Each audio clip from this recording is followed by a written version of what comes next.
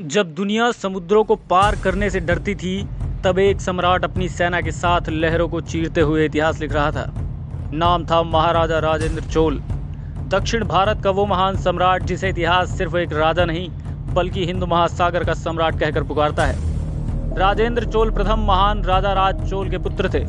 उन्होंने अपने पिता की ही तरह युद्ध कला, प्रशासन और रणनीति में अद्भुत दक्षता प्राप्त की।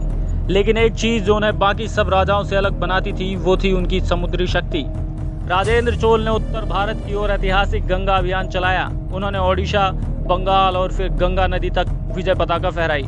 इस विजय की स्मृति में उन्होंने अपनी राजधानी का नाम गंगैकोंडा चोलपुरम रखा, जिसका मतलब था वो व्यक्ति जिसने गंगा को जीत लिया।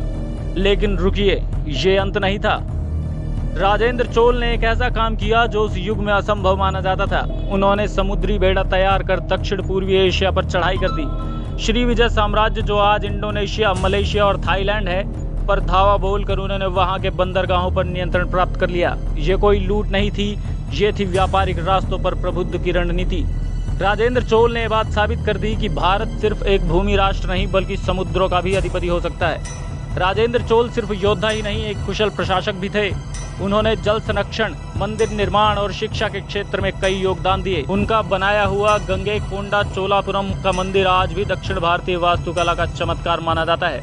वीरता, बुद्धिमत्ता और दूरदर्शिता का प्रतीक थे महाराज राजेंद्र चोल। एक ऐसा योद्धा जिसकी तलवार सिर्फ भूमि पर ही नहीं, लहरों पर भी राज करती थी। क्या भारत को फिर कभी मिलेगा ऐसा सम्राट?